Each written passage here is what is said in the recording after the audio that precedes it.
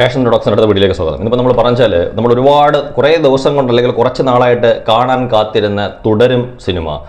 തുടരും എന്ന് പറയുന്ന സിനിമയെ സംബന്ധിച്ച് ആദ്യം തന്നെ നമുക്ക് വലിയ രീതിയിലുള്ളൊരു പ്രതീക്ഷയായിരുന്നു. ശരിക്കും ഒരു കാറും ലാലേട്ടനും അല്ലെങ്കിൽ മറ്റു കുറച്ച് കാര്യങ്ങളും ആയിട്ടുള്ള ഫസ്റ്റ് ലുക്ക് പോസ്റ്റർ ഉൾപ്പെടെ വരുമ്പോഴും ആ കാറ് ഈ സിനിമയ്ക്കകത്തൊരു പ്രധാന കഥാപാത്രമായി മാറും എന്നും, അല്ലെങ്കിൽ ഈ സിനിമയ്ക്കകത്ത് നമ്മൾ പറയുന്ന ഒരു ദൃശ്യം മോഡൽ ഒരു കഥയായിരിക്കും നമ്മളിപ്പോൾ സിമ്പിളായിട്ട് ഈ പോസ്റ്ററുകളിൽ കാണുന്ന ഈ സിനിമ അല്ലെങ്കിൽ ഈ കഥാപാത്രങ്ങളെ അവതരിപ്പിക്കുക എന്നും ഒരു രീതി നമുക്കറിയാം. സോഷ്യൽ മീഡിയയിൽ നല്ല രീതിയിലുള്ള ഒരു ചർച്ച നടന്നിരുന്നത്. കാര്യം തരുൺമൂർത്തി എന്ന് പറയുന്ന ഒരു ഡയറക്ടറും ലാലേട്ടൻ എന്ന് പറയുന്ന ഒരു നടനും കൂടെ ഒന്നിക്കുമ്പോൾ സ്വാഭാവികമായിട്ടും നമ്മളിപ്പോൾ കണ്ട കണക്ക് ഇപ്പം നമ്മൾ അതിൻ്റെ ഫസ്റ്റ് ലുക്ക് പോസ്റ്ററിൽ കാണുമ്പോൾ ഞാനിപ്പോൾ പറഞ്ഞ കണക്ക് ഒരു സിമ്പിളായിട്ട് ഉള്ള രീതിയിൽ, അതായത് ഒന്നുമില്ലാത്ത രീതിയിൽ വെറും ഒരു കുടുംബകഥ പറയാൻ മാത്രമായിരിക്കില്ല അവരൊന്നിക്കുന്നതെന്ന് നമുക്കറിയാം. അതിനുള്ള ഏറ്റവും പ്രധാനപ്പെട്ട കാര്യം തരുൺമൂർത്തിയുടെ കഴിഞ്ഞ അദ്ദേഹം എടുത്തിരിക്കുന്ന സിനിമകൾ നമുക്ക് നോക്കുമ്പോൾ തന്നെ അറിയാം ഏതൊരു സ്റ്റൈലിലുള്ള സിനിമകളാണ് അദ്ദേഹം എടുത്തിരിക്കുന്നതെന്ന്. കാര്യം എന്തെങ്കിലും പറയാനുള്ള ഒരു സിനിമകളായിരിക്കും, എന്തെങ്കിലും ഒരു കഥ അല്ലെങ്കിൽ എന്തെങ്കിലും ഒരു കാര്യങ്ങൾ പറയാനുള്ള ഒരു സിനിമയായിരിക്കും അദ്ദേഹം ഒരുക്കുന്നതെന്ന്.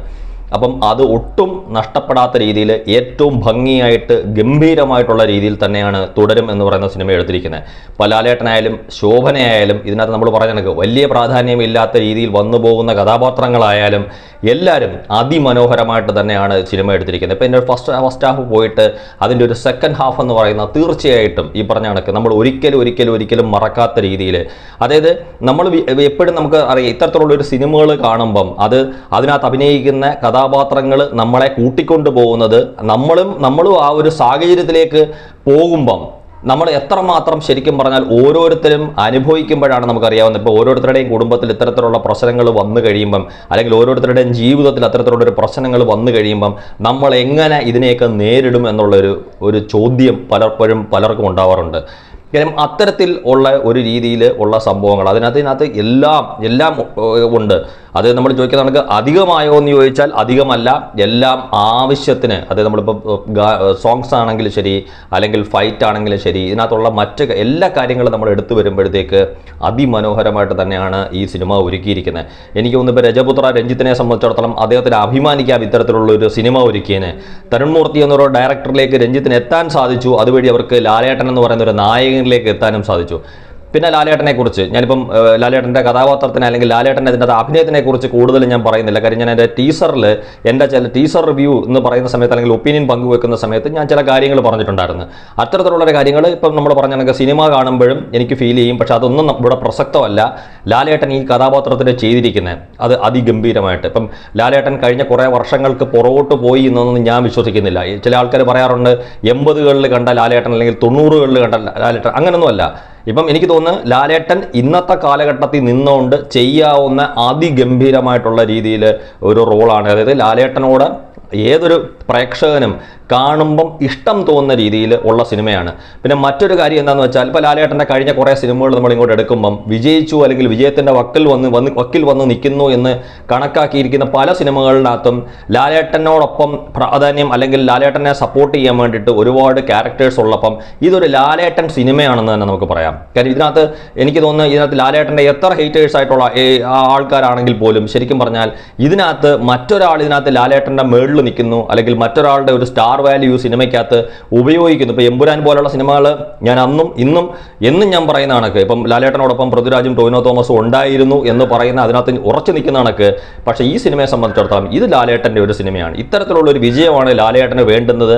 ഇതുപോലൊരു വിജയമാണ് ലാലേട്ടനെ ഇഷ്ടപ്പെടുന്ന അല്ലെങ്കിൽ ലാലേട്ടനെ സ്നേഹിക്കുന്ന പ്രേക്ഷകനെ സംബന്ധിച്ചിടത്തോളം അവർ ആഗ്രഹിക്കുന്ന ഇതുപോലൊരു ലാലേട്ടനെയും ഇതുപോലൊരു സിനിമയും ഇതുപോലൊരു വലിയ വിജയത്തിലേക്ക് പോവുക എന്ന് പറയുന്നത്. ഇപ്പം ലാലേട്ടനും ശോഭനയും എനിക്ക് തോന്നുന്നു ശോഭനയുടെ റോളിന് പ്രാധാന്യം ഉണ്ടോ എന്ന് ചോദിച്ചാൽ തീർച്ചയായിട്ടും പ്രാധാന്യമുണ്ട്. അപ്പം പക്ഷേ ഈ കഥാപാത്രത്തിലേക്ക് ശോഭന വന്നു എന്നുള്ളതാണ് എനിക്ക് തോന്നുന്നത്. ഒരു പക്ഷേ ചിലപ്പോൾ മറ്റേതെങ്കിലും ഒരു താരമാണ് ഇതിനകത്ത് വന്നതെങ്കിൽ ഈ കുടുംബ പ്രേക്ഷകരെ സംബന്ധിച്ചിടത്തോളം സിനിമ റിലീസിന് മുമ്പേ തന്നെ അവർക്കത് കാണണമെന്ന് തോന്നും എന്ന് നമുക്ക് പറയാൻ പറ്റത്തില്ല. പക്ഷേ ഇപ്പോൾ ഇതിനകത്ത് സിനിമയുടെ ഏറ്റവും വലിയൊരു ശക്തി എന്താണെന്ന് ചോദിച്ചു കഴിഞ്ഞാൽ ഇപ്പോൾ സിനിമയുടെ റിലീസിന് മുമ്പേ തന്നെ തന്നെ ലാലേട്ടനും ശോഭനയും കൂടെ ഒന്നിക്കുന്ന ഈ ഒരു സിനിമ കാണണമെന്ന് ആഗ്രഹിക്കുന്ന ഒട്ടുമിക്ക കുടുംബ പ്രേക്ഷകരും ഉണ്ട്. അവരെ സംബന്ധിച്ചിടത്തോളം അവർക്ക് ഈ സിനിമ തിയേറ്ററിലെത്തി കാണുമ്പം അതിഗംഭീരമായിട്ടുള്ള ഒരു വിരുന്ന് തന്നെയാണ്. നമ്മൾ പറഞ്ഞ കണക്ക് ഒരു സാമാന്യം നല്ല രീതിയിലുള്ള സദ്യ പ്രതീക്ഷിച്ച് പോകുമ്പം അതിഗംഭീരമായിട്ടുള്ള ഒരു സദ്യ ഒരുക്കി വെച്ചിരിക്കുന്നു എന്ന് ഓരോരുത്തർക്കും തോന്നുന്ന രീതിയിൽ അതിമനോഹരമായിട്ട് തന്നെയാണ് സിനിമ ഒരുക്കിയിരിക്കുന്നത്. പിന്നെ എന്നെ സംബന്ധിച്ചിടത്തോളം ഞാൻ എപ്പോഴും പറഞ്ഞിട്ടുണ്ട്, ലാലേട്ടൻ്റെ സിനിമ നല്ലതാണെങ്കിൽ, അല്ലെങ്കിൽ ലാലേട്ടൻ ചെയ്യുന്ന കഥാപാത്രങ്ങൾ നല്ലതാണെങ്കിൽ, ലാലേട്ടൻ്റെ പെർഫോമൻസ് നല്ലതാണെങ്കിൽ തീർച്ചയായിട്ടും അത് നന്നായി വരണം, അല്ലെങ്കിൽ നല്ല രീതിയിൽ വരണം എന്ന് തന്നെ നമ്മൾ ആഗ്രഹിക്കും.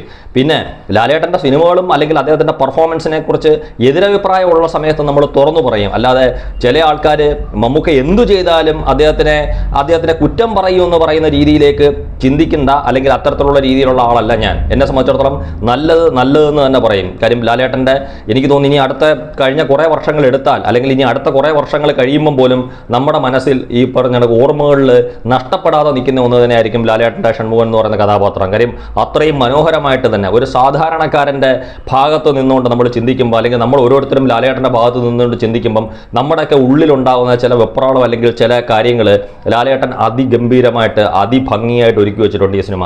തീർച്ചയായിട്ടും ഈ വർഷത്തെ എന്നല്ല, ഒരു പക്ഷേ നമുക്ക് പറയാം, ചിലപ്പോൾ നമുക്ക് തോന്നും അല്ലെങ്കിൽ നമുക്ക് മനസ്സിലാക്കാൻ സാധിക്കും, ഒരു ഇൻഡസ്ട്രിയൽ ഹിറ്റ് തന്നെ ഈ സിനിമ ആയി മാറിയാൽ പോലും ഒട്ടും നമ്മൾ പറഞ്ഞ അതിശയോക്തി വേണ്ട, ഒട്ടും ഒരു അത്ഭുതമൊന്നും വേണ്ട. കാര്യം അത്രയും ഗംഭീരം തന്നെയാണ് ഈ സിനിമ ഒരുക്കി വെച്ചിരിക്കുന്നതെന്നാണ് വ്യക്തിപരമായിട്ടുള്ള എൻ്റെ അഭിപ്രായം.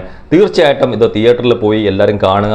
ഈ സിനിമ കണ്ട് നല്ല രീതിയിലുള്ള ഒരു വിജയം ഈ സിനിമയ്ക്ക് നേടാൻ സഹായിക്കുന്ന രീതിയിൽ എല്ലാ പ്രേക്ഷകരുടെ ഭാഗത്തു നിന്നും ഉണ്ടാവട്ടെ. ഇത്തരത്തിലുള്ള സിനിമകൾ വിജയിക്കുമ്പോഴാണ് ഇനി ഇതുപോലുള്ള നല്ല നല്ല സിനിമകളും നല്ല നല്ല കഥാപാത്രങ്ങളുമായിട്ട് മമ്മൂക്കയും ലാലേട്ടനെയൊക്കെ പോലുള്ള താരങ്ങൾ മുന്നോട്ട് വരുന്നത്. എന്തായാലും തുടരും ഒരു വലിയ രീതിയിലുള്ള ഒരു വിജയമായി മാറട്ടെ.